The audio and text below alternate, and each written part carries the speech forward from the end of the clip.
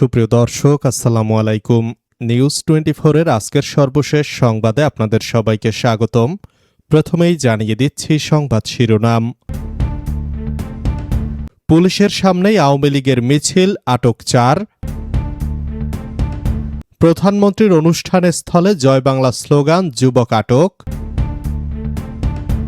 আমার সাথে যা হয়েছে এখন প্রতিশোধ নিলে সেটা ফেরত পাব না, মন্তব্য প্রধানমন্ত্রীর।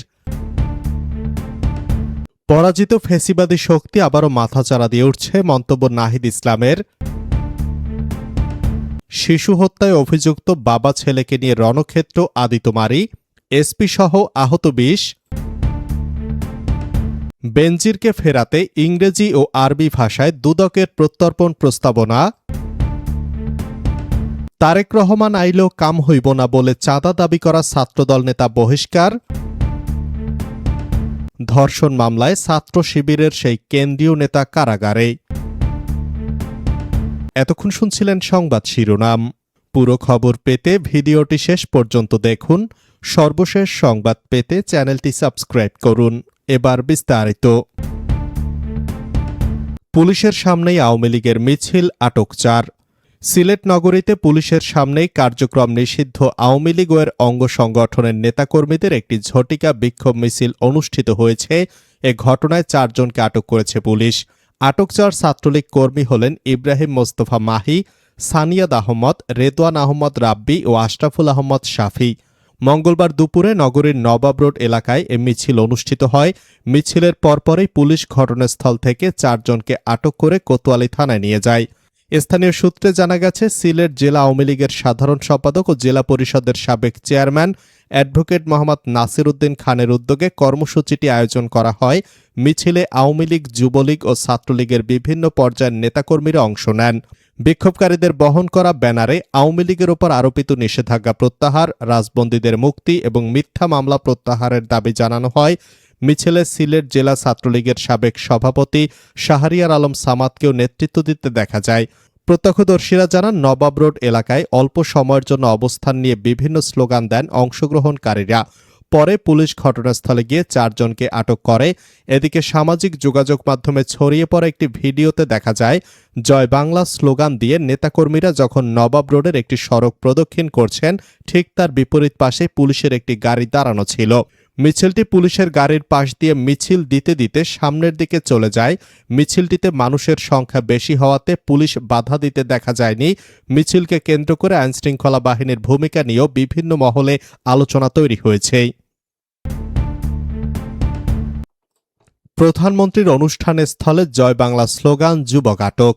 মৌলভীবাজারের শ্রীমঙ্গলে প্রধানমন্ত্রী তারেক রহমানের নির্ধারিত অনুষ্ঠান স্থলের পাশে জয় বাংলা, জয় বঙ্গবন্ধু স্লোগান দেওয়ার অভিযোগে এক যুবককে আটক করেছে পুলিশ।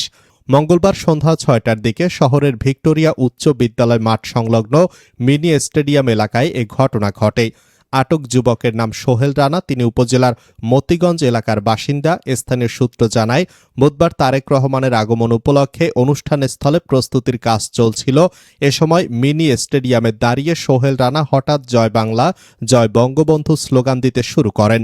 এতে সেখানে উপস্থিত লোকজন ক্ষুব্ধ হয়ে তাকে মারধর করে। খবর পেয়ে পুলিশ দ্রুত ঘটনাস্থলে পৌঁছে সোহেল রানাকে উদ্ধার করে থানায় নিয়ে যায়। আমার সাথে যা হয়েছে এখন প্রতিশোধ নিলে সেটা ফেরত পাব না, মন্তব্য প্রধানমন্ত্রীর।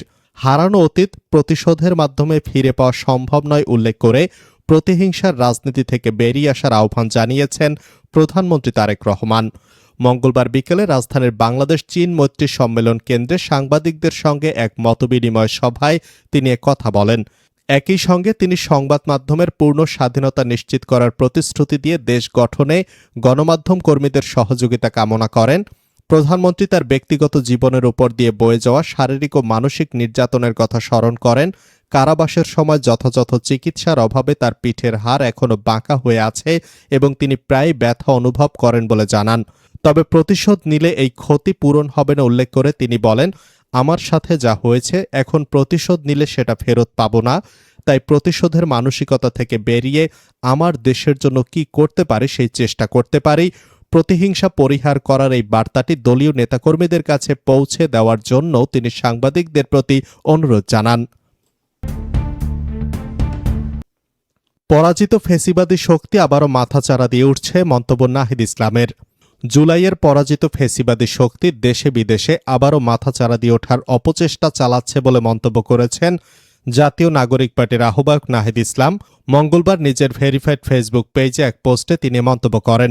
ফেসবুক পোস্টে নাহিদ বলেন, জুলাইয়ের পরাজিত ফেসিবাদী শক্তি দেশে বিদেশে আবারও মাথাচাড়া দিয়ে ওঠার অপচেষ্টা চালাচ্ছে। দেশের অভ্যন্তর এবং বিদেশি মদদে তারা জুলাই বিপ্লবের সঙ্গে সম্পৃক্ত ব্যক্তিদের পরিকল্পিতভাবে হেনস্থা, নিপীড়ন ও ভয়ভীতি প্রদর্শনের পথ বেছে নিয়েছে। এর মধ্য দিয়ে আবারও আওয়ামী সন্ত্রাসী রাজনীতির নির্মম, সহিংস ও পাশবিক চরিত্র জাতির সামনে উন্মোচিত হয়েছে। হিংস্রতা ও নিষ্ঠুরতায় তারা সভ্যতার সব সীমা অতিক্রম করেছে। শিশু হত্যায় অভিযুক্ত বাবা ছেলেকে নিয়ে রণক্ষেত্র আদিতমারী, এসপি সহ আহত ২০। লালমনিরহাটের আদিতমারী উপজেলায় শিশুর বস্তাবন্দি লাশ উদ্ধারের ঘটনায় আটক বাবা ছেলেকে নিয়ে পুলিশ ও বিক্ষুব্ধ জনতার মধ্যে প্রায় ৩ ঘণ্টাব্যাপী সংঘর্ষের ঘটনা ঘটেছে। এতে পুরো এলাকা রণক্ষেত্রে পরিণত হয়েছে। আহত হয়েছেন এসপি এবং ওসি সহ অন্তত ২০ জন। মঙ্গলবার দুপুরে আদিতমারী উপজেলার ভেলাবাড়ি ইউনিয়নের ফলিমারি গ্রামে প্রায় ৩ ঘণ্টাব্যাপী সংঘর্ষের ঘটনা ঘটে। নিহত নন্দিনীকান্ত রায় একই গ্রামের নলিনীকান্ত রায়ের মেয়ে। আটক দুজন হলেন ফলিমারি গ্রামের রঞ্জিত কুমার এবং তার ছেলে বিধানচন্দ্র রায়। এ ঘটনায় বিক্ষুব্ধ জনতা লালমনিরহাট জেলা প্রশাসকের গাড়িসহ প্রশাসনের অন্তত ৭টি সরকারি যানবাহনে ভাঙচুর চালায়। পরিস্থিতি নিয়ন্ত্রণে আনতে পুলিশ ৩ রাউন্ড সাউন্ড গ্রেনেড নিক্ষেপ করে। উদ্ভূত পরিস্থিতি সামাল দিতে আদিতমারী থানার ওসিকে তাৎক্ষণিকভাবে প্রত্যাহারের সিদ্ধান্ত নেওয়া হয়েছে। পুলিশের স্থানীয় সূত্রে জানা গেছে, সোমবার বিকাল থেকে শিশু নন্দিনী নিখোঁজ ছিল।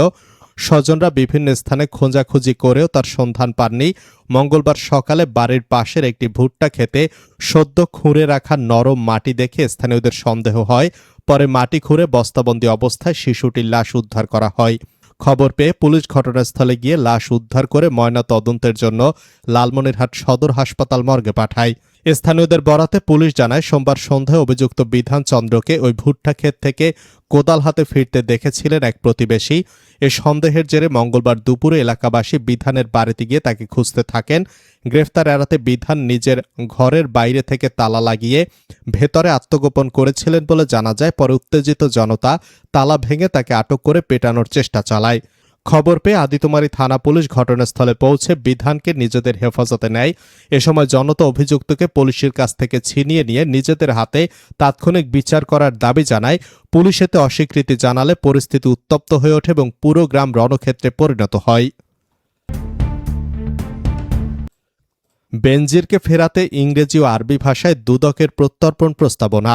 দুবাইয়ে গ্রেফতার হওয়া বেনজির আহমেদকে দেশে ফিরিয়ে আনতে ইংরেজি ও আরবি ভাষায় 2 ধরনের প্রত্যর্পণ প্রস্তাবনা স্বরাষ্ট্র মন্ত্রণালয় পাঠিয়েছে দুর্নীতি দমন কমিশন। স্বরাষ্ট্র মন্ত্রণালয়ের অনুমোদন ক্রমে পররাষ্ট্র মন্ত্রণালয়ের মাধ্যমে তা দুবাইয়ে পাঠানো হবে। মঙ্গলবার দুদকের প্রধান কার্যালয়ে সংস্থাটির উপপরিচালক মোহাম্মদ আক্তারুল ইসলাম বিষয়টি নিশ্চিত করেছেন। তিনি বলেন, বেনজির আহমেদ দুবাইয়ে গ্রেফতার হওয়ার পর তাকে দেশে ফিরিয়ে আনতে সব ধরনের কার্যক্রম চলমান রয়েছে। আজ তদন্ত কর্মকর্তা সহ একটি বিশেষ টিম ইংরেজি ও আরবি ভাষায় লেখা প্রত্যর্পণ প্রস্তাবনা স্বরাষ্ট্র মন্ত্রণালয় পাঠিয়েছে, যা পররাষ্ট্র মন্ত্রণালয়ের মাধ্যমে দুবাইয়ে পাঠানো হবে। এছাড়া দুদক টিম আইন মন্ত্রণালয়ের মতামত নিয়েছে। তারেক রহমান আইলেও কাম হইব না বলে চাঁদা দাবি করা ছাত্রদল নেতা বহিষ্কার। এখানে স্বয়ং তারেক রহমান আইলেও কাম হইব না, প্রাইম মিনিস্টার আইলেও কাজ হইব না, চাঁদা দাবি করে এমন কথা বলার ফোনালাপ সামাজিক যোগাযোগ মাধ্যমে ছড়িয়ে পড়ার পর গাজীপুর মহানগর ছাত্রদলের এক ওয়ার্ড সভাপতিকে বহিষ্কার করা হয়েছে। একই সঙ্গে তার বিরুদ্ধে চাঁদাবাজির, অপহরণ করে মুক্তিপণ আদায় এবং দীর্ঘদিন ধরে শ্রমিক নেতার কাছ থেকে অর্থ আদায়ের অভিযোগে থানায় লিখিত অভিযোগ দেওয়া হয়েছে। বহিষ্কৃত নেতা হলেন গাজীপুর মহানগরের 51 নম্বর ওয়ার্ড ছাত্রদলের সভাপতি রাতুল শিকদার ওরফে অমি। তার বিরুদ্ধে অভিযোগকারী বাংলাদেশ পোশাক শ্রমিক ট্রেডিং ফেডারেশনের কেন্দ্রীয় কমিটির দপ্তর সম্পাদক মাজহারুল ইসলাম। ধর্ষণ মামলায় ছাত্র শিবিরের সেই কেন্দ্রীয় নেতা কারাগারে। ধর্ষণ ও ভ্রূণ নষ্টের অভিযোগে করা মামলায় অভিযুক্ত ইসলামী ছাত্র শিবিরের কেন্দ্রীয় সহকারী আন্তর্জাতিক সম্পাদক জিসান মিয়া প্রধানকে কারাগারে পাঠানো হয়েছে। মঙ্গলবার বিকেলে কুমিল্লা জুডিশিয়াল ম্যাজিস্ট্রেট 3 নম্বর আমলি আদালতে তোলা হয়। এরপর শুনানি শেষে বিচারক তাইয়ুবউদ্দিন জিসান মিয়া আসামিকে কারাগারে পাঠানোর নির্দেশ দেন। কুমিল্লা আদালতের পুলিশ পরিদর্শক মোহাম্মদ মামুনুর রশিদ বিষয়টি নিশ্চিত করেছেন। জিসান মিয়া প্রধান বাংলাদেশ ইসলামী ছাত্র শিবিরের কেন্দ্রীয় সহকারী আন্তর্জাতিক সম্পাদক ছিলেন। তিনি শিবিরের কুমিল্লা জেলা পশ্চিম শাখার সাবেক সভাপতি। জিসান জেলার দাউদকান্দি উপজেলার বীরবাগ গ্রামের শফিকুল ইসলামের ছেলে।